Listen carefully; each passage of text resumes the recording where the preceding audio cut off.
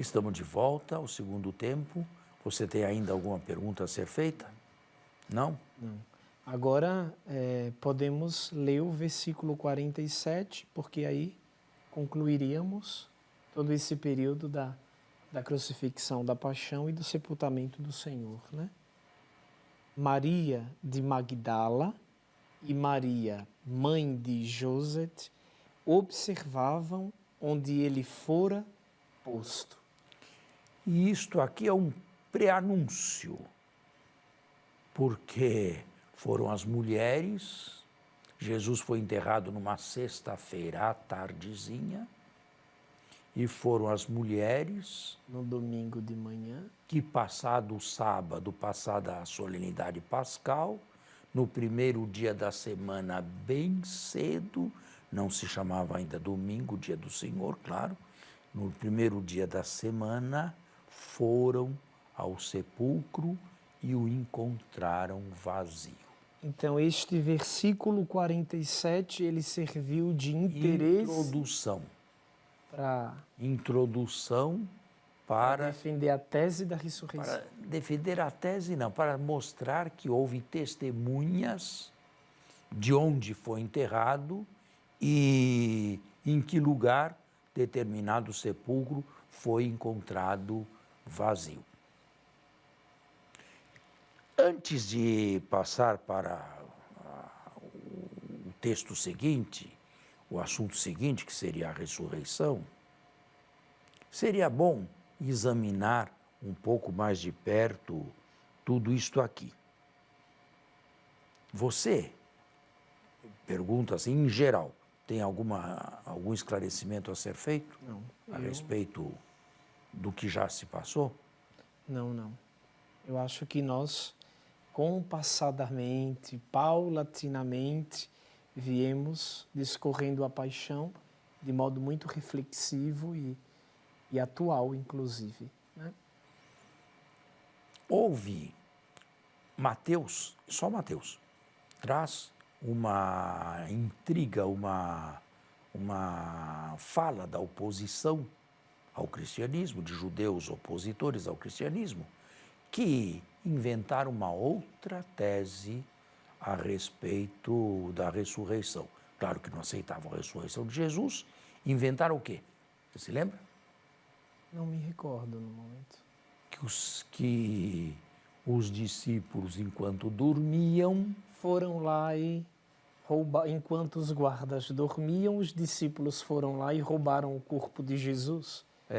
E depois saíram a fazer propagandas pela aldeia de que Jesus ressuscitou. O que você acha disso? Eu acredito que isso de fato não aconteceu. Eu acredito que sim. Mas tem alguma... Você tem alguma argumentação? Porque como que os discípulos teriam condições de sumir definitivamente com o corpo de Jesus? E outra, passaram-se 20 séculos e este corpo nunca foi encontrado. Eles teriam roubado para fazer o quê? Para pô-lo aonde? O que fazer com ele? E tudo isso secretamente. E tudo isso envolto num segredo de não sei quantos séculos. Que finalidade? Essa é uma tese para negar a origem e todo o processo de desenvolvimento da ressurreição, né? Para Mateus, este literalmente é um boato que corre entre os judeus até o dia de hoje. Quer dizer, até o dia em que Mateus escrevia o seu evangelho no final do século I. É uma tese oposta à tese cristã da ressurreição. Não, simplesmente o corpo foi roubado enquanto dormíamos. Santo Agostinho já sorria na antiguidade. Se dormiam, como podiam saber que foram os discípulos? E se não estavam dormindo, por que deixaram? Percebe? Essa invenção não tem raízes. Exatamente. E se roubaram aquilo que o Senhor colocou, o que fazer com o cadáver durante tanto tempo? Colocar em que As túmulo? escondidas. Colocar em que túmulo? Aonde? Colocaram num ostensório? Imagina. E depois outra, esses discípulos nem esperavam ressurreição, a não ser a do final dos tempos. Fazer o que com esse cadáver? Eles que fugiram miseravelmente e apressadamente do horto para não cair nas mãos dos que pegaram Jesus, dos que prenderam Jesus, teriam coragem de ir depois profanar um túmulo? Em 48 horas se revestiram de tanta coragem assim, enfrentando o guarda, enfrentando tudo. Eu falo isto aqui porque é uma tese que surgiu no século XIX entre exegetas, mas infelizmente exegetas racionalistas, que não aceitam a ressurreição. E nós aceitamos a ressurreição. Agora vem o último capítulo. Vem o capítulo 16º de Marcos, que tem Marcos não tem nenhuma aparição de Jesus, pelo menos no Marcos canônico, que vai até o versículo 9, até o versículo 8º. Aqui termina o Marcos canônico. O versículo 9 a 20 é o Marcos deuterocanônico. Foi escrito bem depois. Bem depois. E é uma súmula das aparições de Jesus narradas nos outros evangelhos. Portanto, não foi a mesma mão que escreveu o capítulo 16, 1 a 8. Nesses versículos aqui, não há nenhuma aparição, a não ser a aparição de anjos. O anjo da ressurreição. Bom, se nós fizermos um trabalho de exegetas e, ao mesmo tempo, de historiadores, não deveríamos parar por aqui?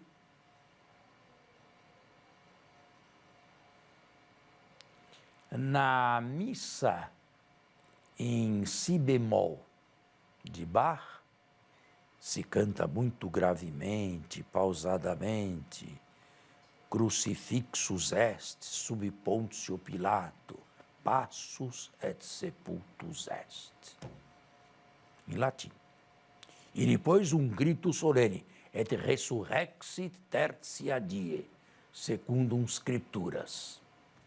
E ressuscitou ao terceiro dia, segundo as Escrituras. Não devia o historiador parar por aqui? Porque se há alguma coisa que não é histórica, é a ressurreição. E por que a ressurreição não é histórica? Porque ela não se passa no mundo dos homens, ela se dá no mundo de Deus. Então explique ao telespectador, para que não tenha dúvidas do que nós estamos falando aqui. É muito delicado isto. Quando nós dizemos que a ressurreição é um ato que se passa no mundo de Deus, a gente quer dizer que ela é um ato meta-histórico. Ela existe para além da história. Jesus foi conduzido para da içado do Calvário, da cruz, para aquela realidade primíssima e ultimíssima que nós chamamos Deus. E isso é ressurreição. E isto não pode ser historicamente verificado. Visível, experimentado, apalpado. Não pode ser. Portanto, ela não é histórica, mas ela é, para nós que temos fé, ela é real. Real, sim, claro. Real sem ser histórica.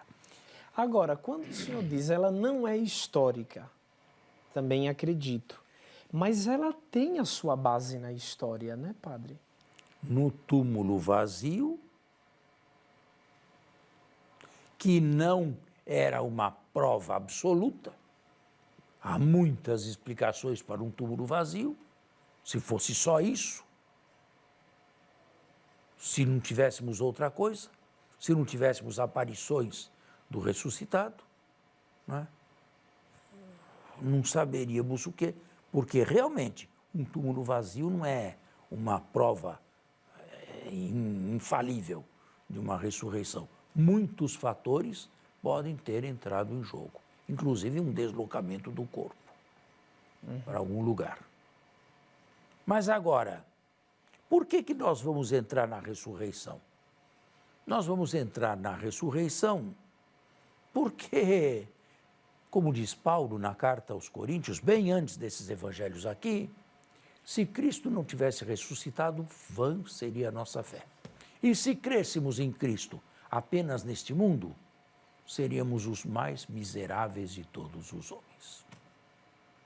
Só por isto nós vamos aceitar o desafio evangélico, ainda que não histórico, mas baseado em testemunhos e testemunhas fidedignas a respeito da ressurreição de Jesus. Mas agora, os dois campos se separam, os crentes, os que creem, e os ateus ou agnósticos.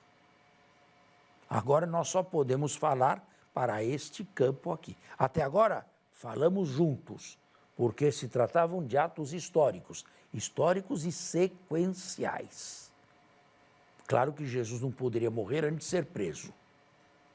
Mas agora, as aparições do ressuscitado não são totalmente históricas, porque não verificáveis por todos na história, apenas porque ele quis, e não são sequenciais também. Não podemos fazer uma sinopse da ressurreição, como fizemos, ou poderíamos ter feito, da paixão. Vamos terminar o nosso programa hoje e esperar continuá-lo na próxima semana, se Deus quiser. A você e a sua família que nos acompanha pela Rede Vida, um bom domingo e uma boa semana.